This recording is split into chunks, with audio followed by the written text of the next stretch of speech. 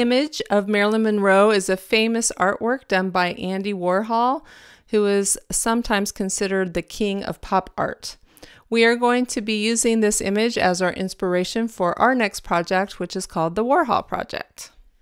I'm going to be using this image of Zoe Saldana to create the Warhol effect here, and you will be choosing your image, your subject, the next time you're on computer. So some things to think about. If I pull this Marilyn image up again, you're going to be painting on lipstick. So it's good to have a subject that makes sense for, first of all, and a subject with fuller lips to make that easier to paint on, and also a subject where the eyeshadow will be easy to put on as well.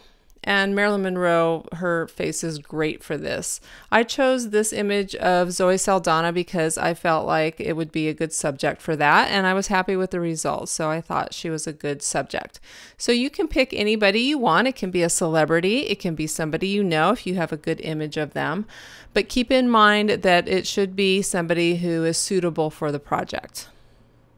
Now I want to talk a little bit about the Fair Use Act. Here is a summary of the Fair Use Act, and I'm just going to read this to you, and then we'll talk a little bit about it.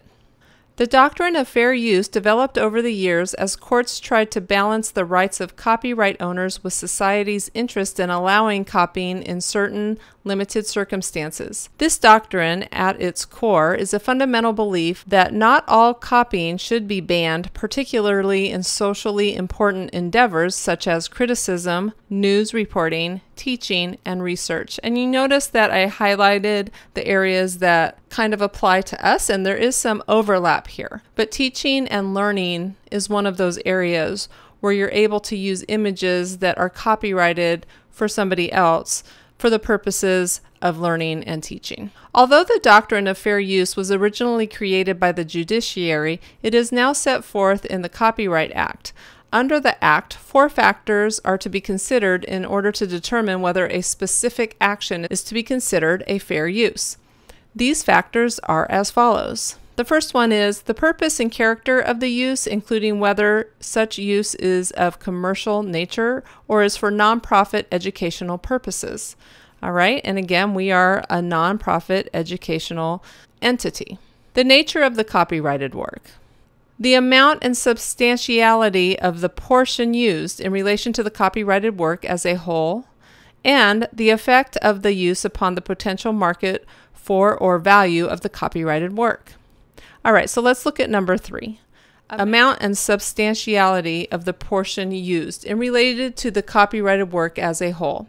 So I did use the image, but I have altered it quite a bit. So yes, I'm using it for educational purposes, and it is altered. And the last one, the effect of the use upon the potential market for or value of the copyrighted work. So in other words, does this create its own value now where I could go out and make a profit? And the answer is no. I'm not going to be selling this. I'm not making any kind of a profit on that.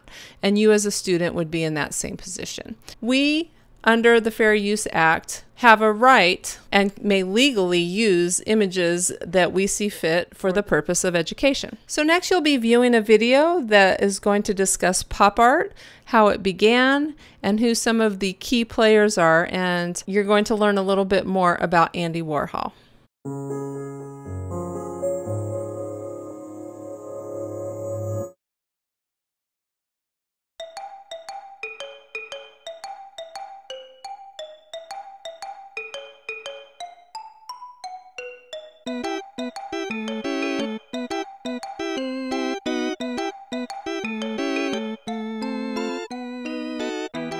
Hi, I'm Ellie, and these are 4 of my favourite things. Bananas, my red coat, tomato soup, and comic books. But what do they all have in common? 2 little words, pop and art. Pop art is more than an art movement. It's a lifestyle, a craze, a way of looking at the world. But what is pop art?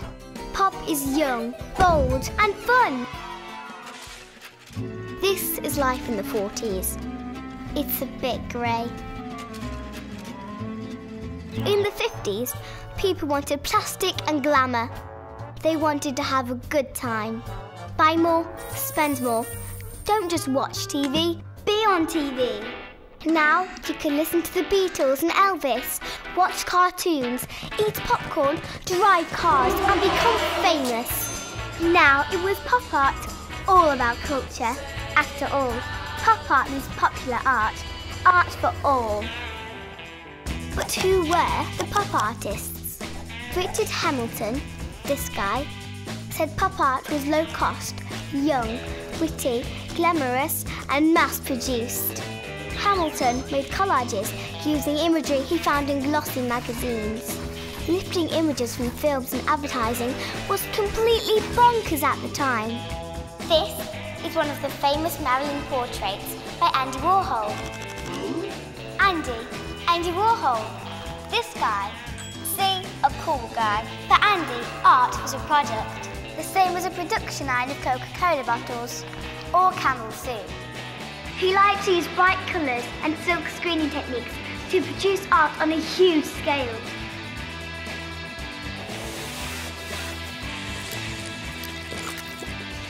Pretty clever, I'd say. Pop art was revolutionary!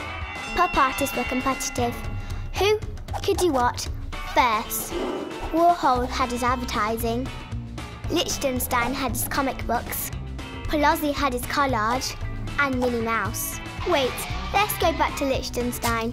He used Band-Aid dots to make his artwork look like comics, like the ones you get in newspapers. Female artists were also rocking the pop art trend. This is The Only Blonde in the World by English painter Pauline Botti. Pauline added fun into her art and was a bit of a rebel. Girl power, Pauline.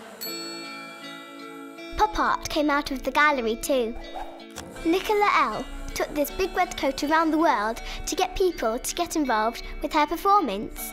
This made a real pop crowd, not the celebrity faces in other forms of pop art. Pop art can also be found all over the world. In Iran, Parviz Tanavoli was a sculptor and painter. Like other pop artists, he made his art out of things that looked like they could be thrown away. In New York, Jean-Michel Basquiat remixed it with hip-hop and street art. Pop is on TV, on the radio and on the internet. Like right now. Does that mean I'm pop art? Well, there's one thing Andy Warhol and I can agree on. I don't know where the artificial stops and the real starts.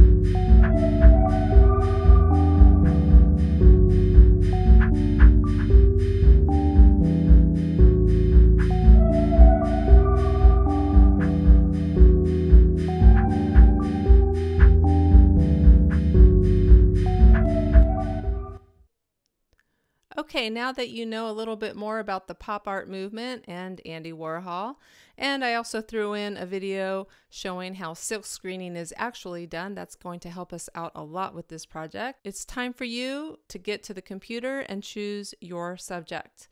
So remember, your subject needs to be suitable for this project. Don't forget to search large images only and hit view image before you grab that picture and save it.